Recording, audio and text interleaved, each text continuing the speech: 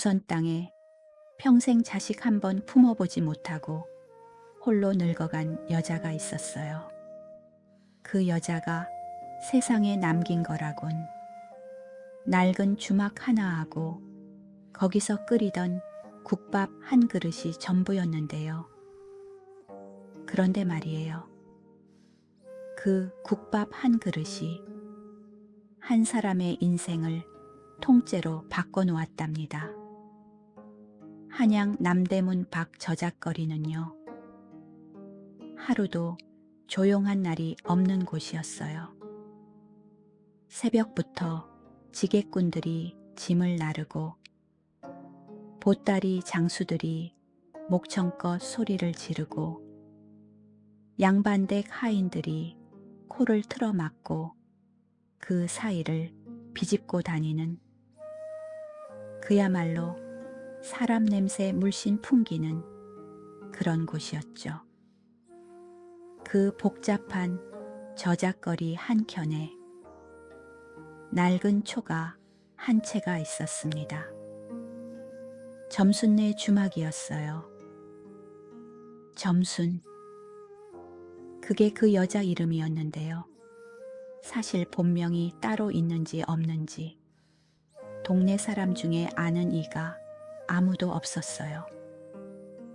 그냥 다들 점순네 주모라고 불렀고 그 여자도 굳이 제 이름을 밝히려 들지 않았거든요. 나이는 40 중반쯤이었을까요? 얼굴에는 세월이 깊이 새겨져 있었고 손은 오랜 노동에 닳을 대로 닳아 있었어요.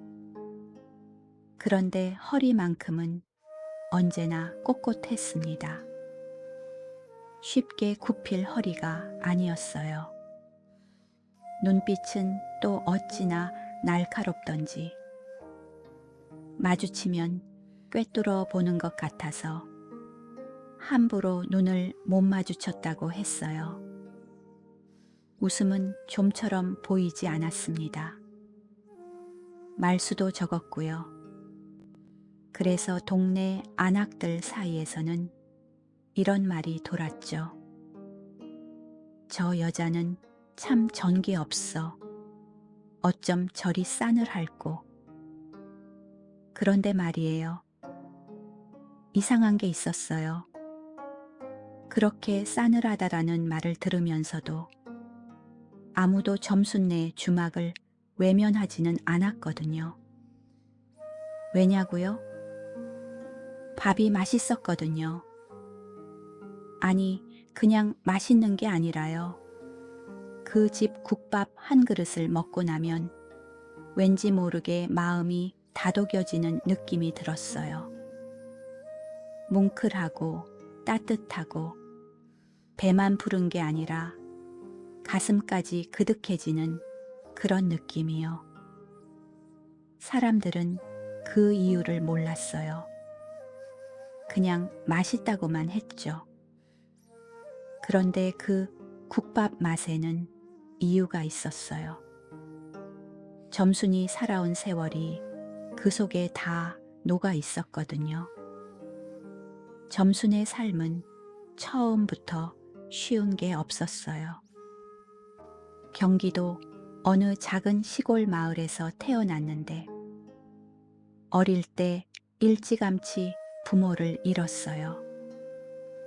그 뒤로는 먼 친척집에서 식모살이를 하며 자랐죠. 제대로 된 밥 한 끼도 눈치 봐가며 먹어야 하는 그런 어린 시절이었어요. 그러다 16에 혼인을 했습니다. 남편은 한양에서 포목 장사를 하던 사람이었어요. 크게 성공한 사람은 아니었지만 성실하고 부지런했어요. 그리고 무엇보다 점순을 진심으로 귀히 여겼습니다. 술이라도 한 잔 걸치고 들어오는 날이면 꼭 이 말을 했어요. 여보, 당신만 있으면 나는 아무것도 안 부러워. 점수는 그때마다 쓸데없는 소리 말고 어서 자요 하며 돌아 누웠지만요. 가슴 한켠이 따뜻해지는 건 어쩔 수 없었어요. 세상에 자기 편 하나가 생긴 것 같은 그 느낌. 점순에게는 처음이었거든요. 그런데 혼이 난 지 3년이 지나도록 아이가 생기질 않았어요. 시어머니는 은근슬쩍 눈치를 줬고 동네 여자들은 아이가 없으면 반쪽 여자지 하며 뒤에서 수군댔어요. 점수는 그런 말을 들을 때마다 아무 대꾸도 하지 않았어요. 그냥 이를 악물었죠. 남편은 괜찮아, 우리 둘이서도 잘 살 수 있어 했지만 점순의 마음속에는 이미 무언가 딱딱하게 굳어가는 게 있었어요. 서러움이었습니다. 입으로 꺼낼 수 없어서 가슴 속에 돌처럼 쌓이는 그런 서러움이요. 그리고 그 서러움이 차에 가시기도 전에 더 큰 슬픔이 찾아왔어요. 남편이 쓰러진 거예요. 어느 가을 장날 포목을 팔러 나갔다가 갑자기 쓰러졌다는 소식이 왔어요. 점순이 달려갔을 때 남편은 이미 의식이 없었어요. 중풍이었습니다. 그날부터 점순의 삶은 완전히 뒤집어졌어요. 남편 병수발에 돈은 쏟아져 나갔고 생계는 오롯이 점순의 몫이 됐어요. 점순은 뭐든 했습니다. 빨래도 했고 남의 집 찬거리도 만들어 팔았고 저작거리에서 나물도 팔았어요. 쉬는 날이 없었어요.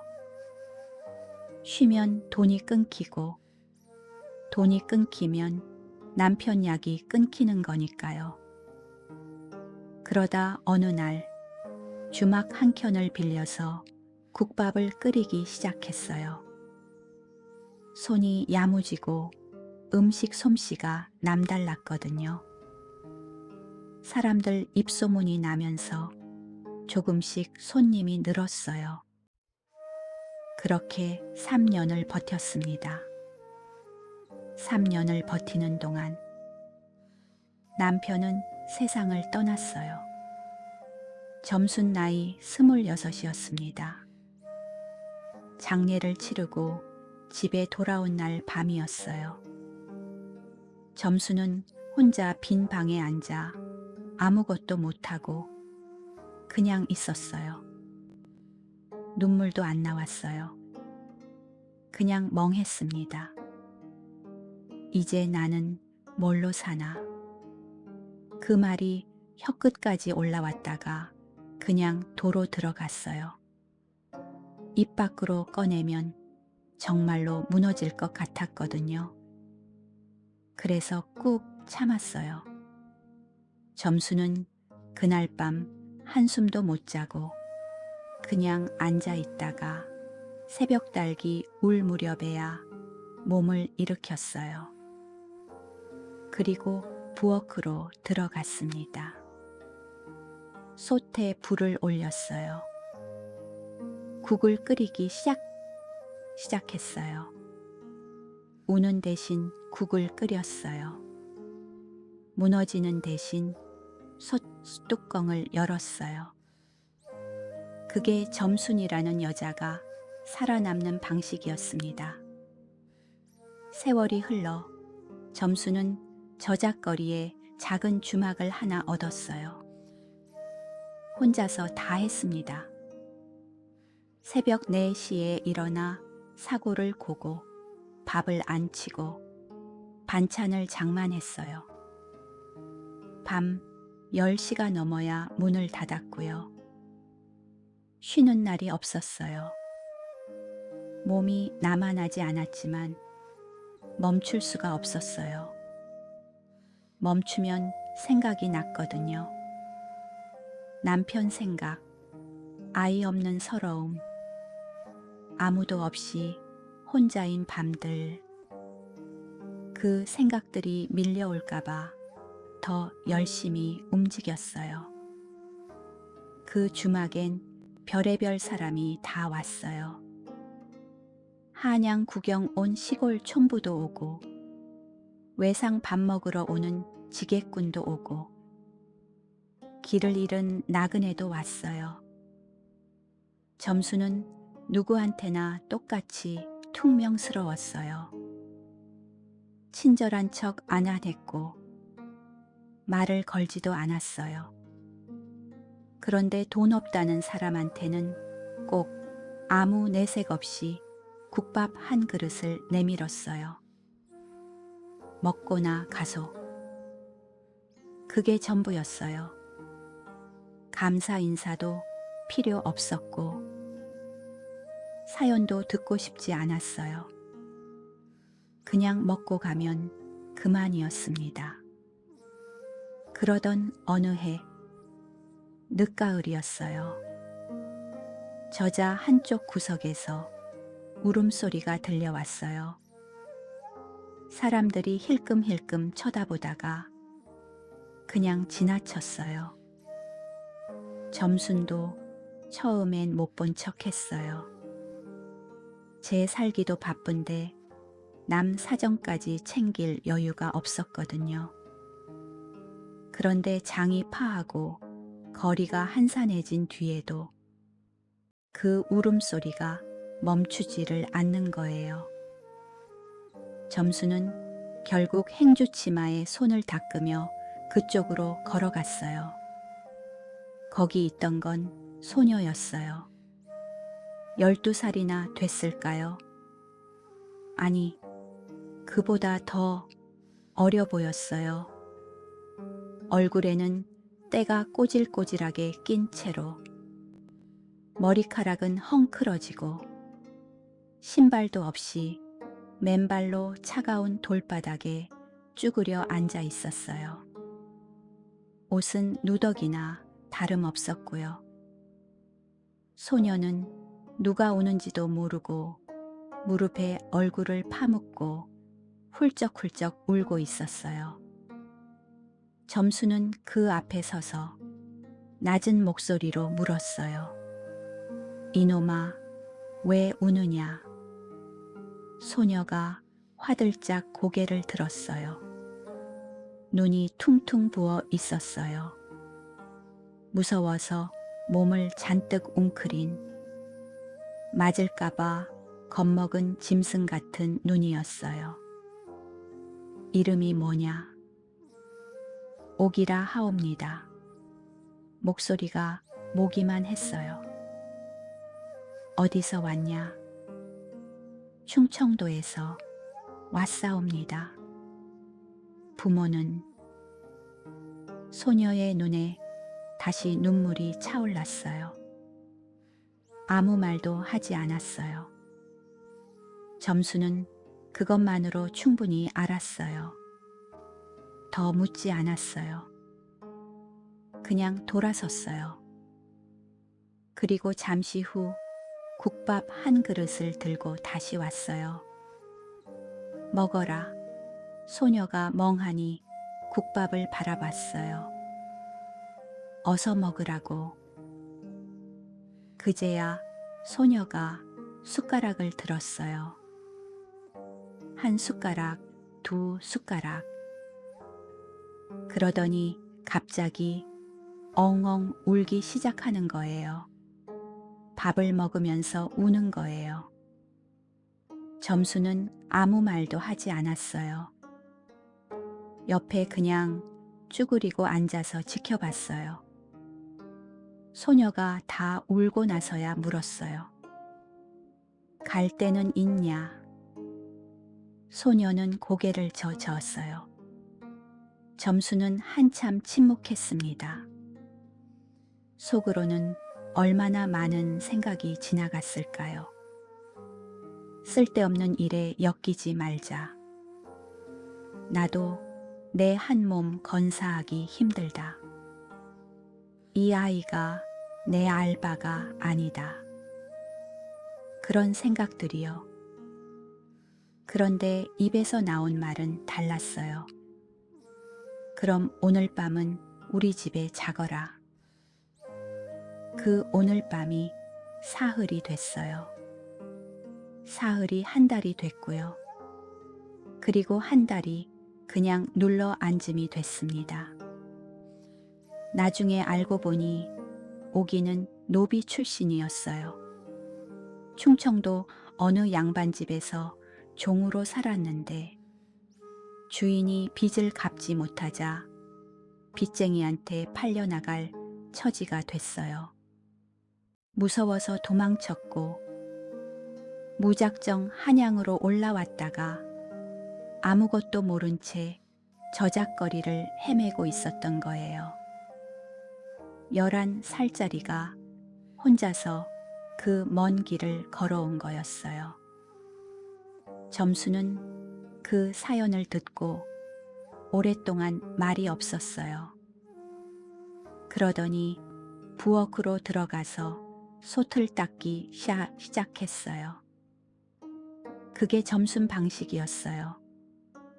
마음이 울컥하면 뭔가를 닦거나 끓이거나 썰었거든요. 다음 날 아침 점순이 오기한테 말했어요. 너 일할 수 있겠냐? 오기가 고개를 번쩍 들었어요. 자빌이라도 시켜주신다면 뭐든 하겠사옵니다. 그럼 여기 있어라. 밥은 내가 먹일 테니 설거지랑 청소는 네가 해라. 그게 다였어요. 아무런 약속도 아무런 다짐도 없이 그냥 그렇게 오기는 점순의 주막에 남게 됐습니다. 처음 며칠은 서로 어색했어요. 오기는 점순 눈치를 살피며 조용히 움직였고 점순은 오기를 딱히 다정하게 대하지도 그렇다고 구박하지도 않았어요. 그냥 일 시키고 밥 먹이고 재웠어요. 그러다 어느 날 오기가 그만 물을 엎질렀어요. 바닥에 물이 흥건히 퍼지자 오기 얼굴이 새하얗게 질렸어요. 예전 주인한테는 이런 실수를 하면 매를 맞았거든요. 몸이 잔뜩 굳어서 맞을 준비를 했는데요.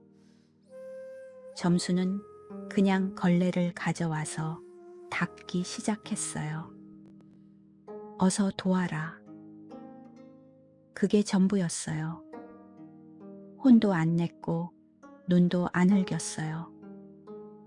오기는 그날 밤 이불을 뒤집어 쓰고 소리 없이 울었어요. 무서워서 우는 게 아니었어요. 무섭지 않아서 나오는 눈물이었습니다. 그게 어떤 눈물인지 살면서 그런 눈물 한 번쯤은 흘려보신 분들은 아실 거예요. 세월이 쌓이면서 오기는 주막 일에 손이 트기 시작했어요. 처음엔 설거지만 했는데 어느새 반찬 준비를 돕고 있었어요. 반찬을 돕다 보니 국 끓이는 데까지 손이 갔고요. 점수는 말로 가르치지 않았어요. 그냥 옆에 서서 몸으로 보여줬어요. 이렇게 해 하고 직접 손을 움직이면 오기는 눈을 동그랗게 뜨고 따라 했어요. 그러다 어느 날 오기가 물었어요. 주모 어마에 이 국이 왜 이렇게 맛있어요? 주모 어메 언제부터인가 오기가 점순을 그렇게 불렀어요. 처음엔 점순이 아무 반응도 안 했어요. 그러다 두 번째로 같은 말을 들었을 때 가만히 대답했어요. 오래 끓여서 그래. 얼마나요? 서두르지 않으면 돼. 급하면 망해. 음식도 사람도. 오기는 그 말을 한참 가슴에 담았어요. 나중에 어른이 되어서도 그 말이 생각날 때가 많았다고 해요. 오기가 주막에 온 지 1년이 지났을 무렵이었어요. 어느 날 포졸 둘이 주막으로 들이닥쳤어요. 점순이 마당을 쓸다가 고개를 들었어요. 여기 도망노비 숨겨두고 있다는 제보가 있어. 점순의 눈이 가늘어졌어요. 속으로는 가슴이 쿵 내려앉았지만 얼굴에는 아무것도 드러내지 않았어요. 도망노비는 무슨? 우리 아이가 있는데 그게 그 아이 말이요. 그 아이가 충청도 어느 댁 종이었다는 제보요. 주인이 찾고 있어. 점수는 빗자루를 세워두고 포졸들 앞에 나섰어요. 조금도 물러서지 않았어요. 그 아이 주인이 누구요? 충청 홍시댁이라 했소. 흥, 홍시댁이 종을 팔려 했다 하지 않던가요? 팔아넘기려던 종이 도망친 거잖소. 그건 홍시댁 잘못 아니요. 그게 무슨 소리요? 어쨌거나 법으로는 도망노비를 숨겨두면 안 되는 거요. 점수는 잠시 눈을 감았어요. 그리고 천천히 물었어요. 그 아이 몸값이 얼마요? 포졸들이 서로 눈치를 봤어요. 글쎄, 5냥은 받아야 할 거요. 5냥. 점순이 몇 달을 꼬박 모아야 하는 돈이었어요.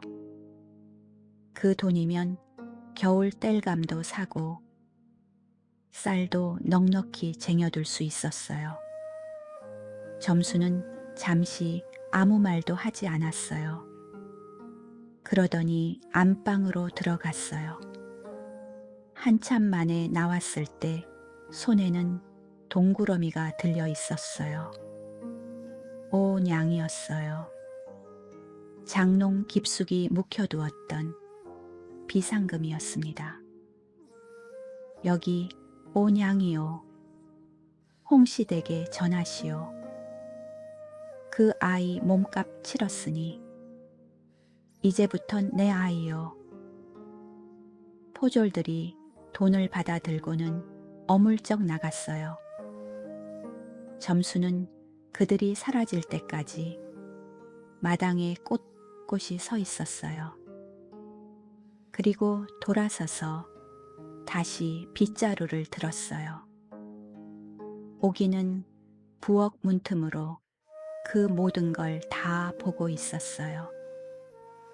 눈물이 쏟아졌어요. 달려가서 점순 품에 안기고 싶었어요. 그런데 점순의 뒷모습이 너무도 단단해 보여서 차마 달려가지 못했어요.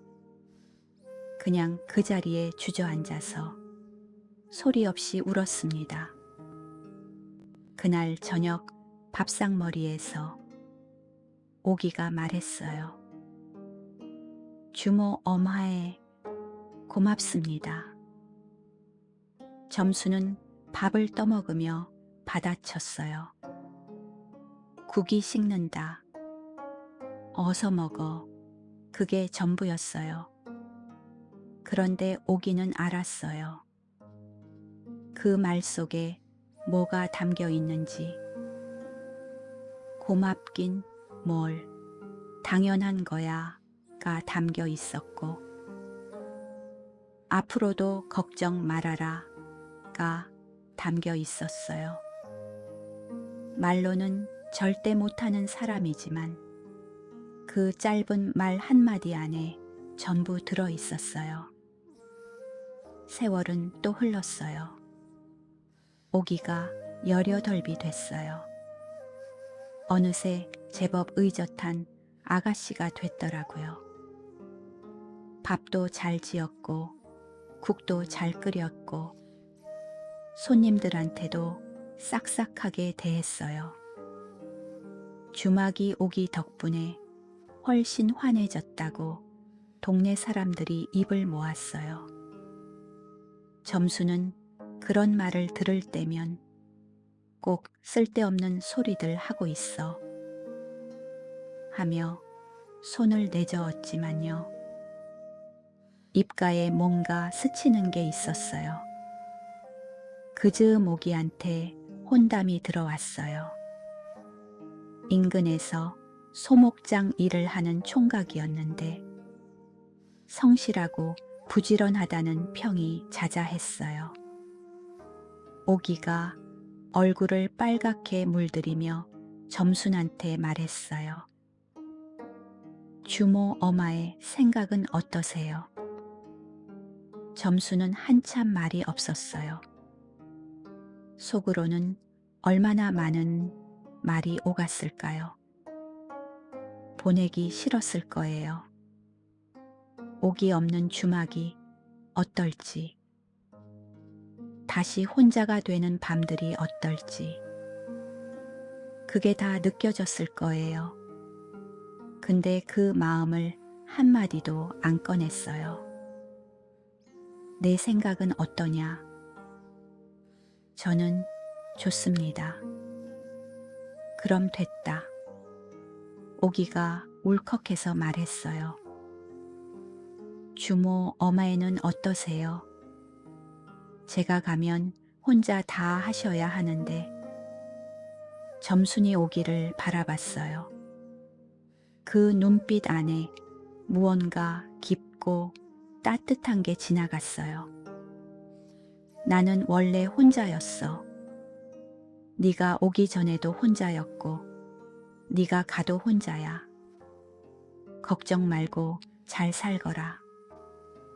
오기는 그 말이 너무 서러워서 그 자리에서 펑펑 울었어요. 점수는 그 울음을 받아내다가 조용히 등을 한번 두드려줬어요. 딱 한 번. 그게 점순이 줄 수 있는 가장 다정한 표현이었습니다. 혼례 날, 점수는 새벽부터 일어나 음식을 장만했어요. 아무도 부탁하지 않았는데 혼자서 잔치상을 차렸어요. 갈비찜에 잡채에 전에 떡까지. 그 손이 얼마나 부산했는지 해가 중천에 떠도록 멈추지 않았어요. 오기가 혼례복을 입고 나왔을 때 점수는 처음으로 오래 그 아이를 바라봤어요. 곱구나 딱 2마디였어요. 그런데 오기는요, 그 2마디가 평생 들은 말 중에 제일 아름다운 말이었다고 했어요. 오기가 시집간 후 주막은 다시 점순 혼자의 것이 됐어요. 이전보다 조용해졌어요. 이전보다 더 허전해졌고요. 그래도 점수는 여전히 새벽 4시에 일어나 국을 끓였어요. 여전히 돈 없는 사람한테는 한 그릇을 그냥 내밀었어요. 다 똑같았어요. 다만 밤이 조금 더 길게 느껴졌을 뿐이었어요. 오기는 가끔 찾아왔어요. 명절에도 오고 심심하면 와서 일손을 도왔어요. 그럴 때면 주막 안이 환해지는 것 같았어요. 점수는 말은 안 했지만 오기가 오는 날이면 꼭 제일 맛있는 반찬을 상에 올렸어요. 그게 점순의 기쁨 표현이었습니다. 세월이 또 흘렀어요. 오기는 딸 하나, 아들 하나를 낳았어요. 아이들이 점순을 할머니라고 불렀는데요. 처음 그 말을 들었을 때 점순의 눈이 잠깐 흔들렸어요. 할머니. 그 말이 이렇게 따뜻한 말인 줄은 몰랐어요.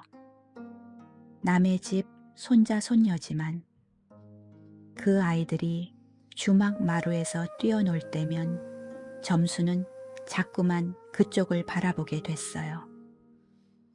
점순이 예순을 넘어가면서부터는 몸이 예전 같지 않았어요. 무릎이 시큰거렸고 새벽에 일어나기가 점점 힘들어졌어요. 그래도 멈추지 않았어요. 멈추면 모든 게 무너질 것 같아서 끝까지 솥뚜껑을 열었어요. 그러던 어느 봄날이었어요. 오기가 찾아왔는데 혼자가 아니었어요. 잘 차려입은 남편과 함께였고 표정이 심상치 않았어요. 주모 엄마에 드릴 말씀이 있습니다. 점수는 상을 닦다가 고개를 들었어요. 뭐냐? 오기와 남편이 서로 눈짓을 나눴어요. 그러더니 남편이 조심스럽게 말을 꺼냈어요. 저희가 한양을 떠나게 동업했습니다. 점순의 손이 멈춰랐어요.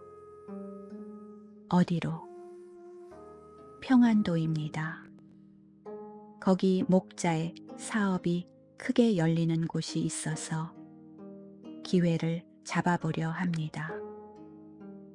점수는 다시 상을 닦기 시작했어요. 손이 움직이는데 얼굴이 굳어 있었어요. 잘 됐구나. 주모 엄마의 잘 됐다고. 기회가 있을 때 잡아야지. 오기가 눈물을 참으며 말했어요. 주모 엄마에도 같이 가셔요. 저희가 모실게요. 이 나이에 혼자 주막하시면 안 돼요. 점수는 상 닦기를 멈추고 오기를 바라봤어요. 나는 여기 있어야 해. 왜요? 여기가 내 자리야. 여기서 시작했고 여기서 끝나야지. 주모 엄마에 울지 마라. 너 울면 나도 울 것 같잖아. 오기는 결국 울음을 터뜨렸어요. 점수는 그 울음을 가만히 받아냈어요. 그러더니 부엌으로 들어가서 국밥을 2그릇 떠왔어요. 먹고 가거라. 길 가다 배고프면 안 된다. 셋이 나란히 앉아서 국밥을 먹었어요. 말이 없었어요. 숟가락 소리만 났어요. 그게 이별 밥상이었습니다. 오기가 떠나는 날, 점수는 주막 문 앞에 서 있었어요.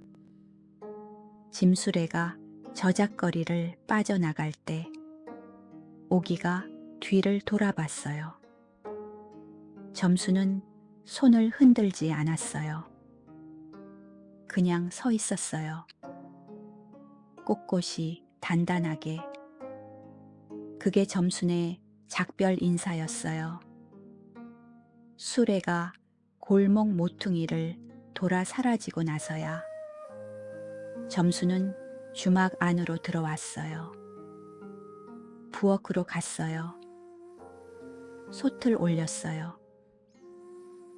국을 끓이기 시작했어요. 그런데 이번엔 눈물이 났어요. 참지 않았어요. 솥에서 김이 피어오르는 동안 점수는 소리내어 울었어요. 아무도 없는 부엌에서 평생 삼켜왔던 눈물을 다 쏟아냈어요. 남편 잃었을 때도 참았고, 아이 없어 서러울 때도 참았고, 냥 내놓던 날도 참았던 그 눈물들이 한꺼번에 쏟아졌어요. 한참 울고 나서 점수는 눈물을 닦았어요. 그리고 국자를 들었어요. 솥을 저었어요. 국이 잘 끓고 있었어요. 그 뒤로 2년이 지났어요. 점순의 주막은 여전히 저작거리에 있었어요. 몸은 더 쇠해졌지만 여전히 새벽에 일어났어요. 다만 이전보다 조금 늦게 일어났고 국도 조금 덜 끓였어요. 손님도 줄었어요. 나이든 주모 혼자 하는 주막이라 예전만큼 활기가 없었거든요. 그래도 왔어요. 단골들은 왔어요. 돈 없는 사람들도 왔어요. 점수는 여전히 먹고나 가소 하며 국밥을 내밀었어요. 그러던 어느 여름날 아침이었어요. 주막 앞에 커다란 짐수레가 멈췄어요. 잘 차려입은 부인이 내렸는데 고운 비단 치매에 머리에는 장신구를 달고 있었어요. 뒤로는 하인 둘이 따라 내렸고요. 점수는 마당에서 채소를 다듬다가 고개를 들었어요. 눈을 가늘게 떴어요. 부인이 주막 안으로 들어왔어요. 그리고 점순 앞에 섰어요. 어메. 점순이 손에 든 채소를 내려놓았어요. 옥이냐? 옥이었어요. 40대가 된 옥이었어요. 얼굴에 세월이 묻었지만 눈빛은 여전히 그 11살짜리 소녀의 것이었어요. 옥이 눈에 눈물이 가득 찼어요. 어메, 많이 늙으셨네요. 너도 늙었다. 점순이 퉁명스럽게 받아쳤어요. 그런데 눈이 촉촉했어요. 옥이가 무릎을 꿇었어요. 그 고운 비단 치마 그대로 흙바닥에 무릎을 꿇은 거예요. 어메, 그때 저 살려주셔서 감사합니다. 평생 갚고 싶었는데 이제야 왔습니다. 점수는 아무 말도 못했어요. 입이 열리지 않았어요. 옥이가 고개를 들며 말을 이었어요. 남편이 평안돼서 크게 성공했어요. 목재 사업이 잘 돼서 이제는 먹고 살 걱정이 없어요. 엄마의 덕분이에요. 어메가 저 거두어 주지 않으셨으면 저는 그때 저작거리에서 죽었을 거예요. 그런 소리 하지 마라. 어메, 이제 저희랑 같이 가셔요. 이 주막 내려놓고 편히 사셔요. 점수는 한참 오기를 바라봤어요. 그리고 천천히 말했어요. 나는 여기 있어야 해. 어메, 내가 여기 없으면 저 사람들은 어디 가서 밥 먹냐? 오기가 울었어요. 하이고, 어메, 소리를 내며 울었어요. 점수는 그 울음을 받아내다가 부엌으로 들어갔어요. 그리고 국밥을 한 그릇 떠왔어요. 그 손이 떨렸어요. 나이 들어 손이 떨리는 건지 다른 무언가 때문인지는 알 수 없었어요. 먹어라.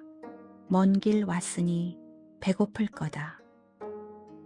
오기는 눈물을 닦고 국밥을 받았어요. 한 숟가락을 떠서 입에 넣는 순간 오기는 또 울었어요. 맛이 똑같았어요. 30년 전 저작거리 구석에서 처음 받아 먹던 그 국밥의 맛이었어요. 하나도 안 변했어요. 따뜻하고 깊고 진했어요. 어메는 안 드세요? 나는 이따 먹을게. 점수는 오기 맞은편에 앉아서 그 먹는 모습을 지켜봤어요.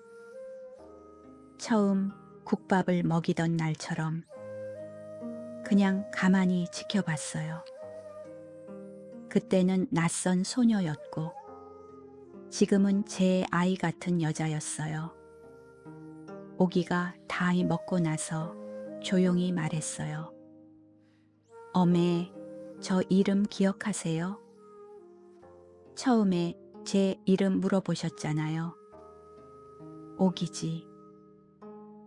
그때 제가 얼마나 무서웠는지 아세요? 맞을까봐 잔뜩 웅크리고 있었거든요. 그런데 어메가 국밥을 내미셨잖아요. 그 순간에 살아도 되겠다 싶었어요. 점수는 아무 말도 하지 않았어요. 그 국밥 한 그릇이 제 인생을 살린 거예요. 어메, 그때였어요. 점순의 눈에서 눈물이 흘렀어요. 닦지 않았어요. 그냥 두었어요. 잘 살았으면 됐다. 그게 전부였어요. 그런데 그 말 속에 담긴 건 전부였어요. 보고 싶었다는 것도, 자랑스럽다는 것도, 살아줘서 고맙다는 것도, 말이 짧을수록 더 많이 담기는 법이거든요. 오기는 결국 점순을 데려가지 못했어요.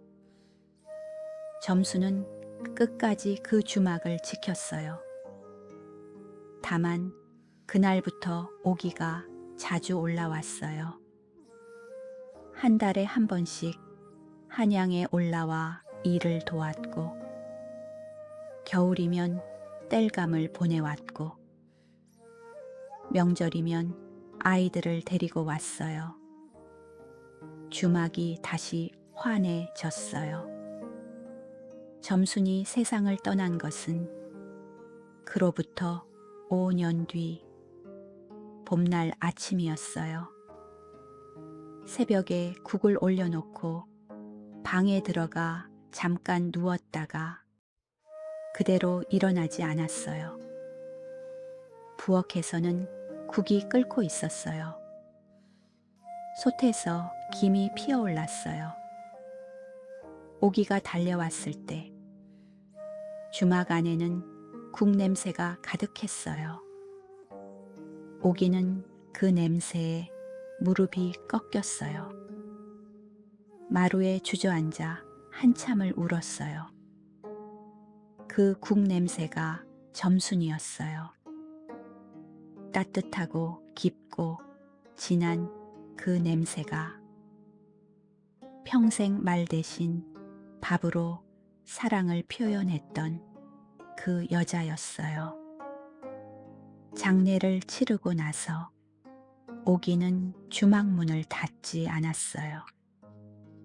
직접 들어가서 솥을 올렸어요. 국을 끓이기 시작했어요.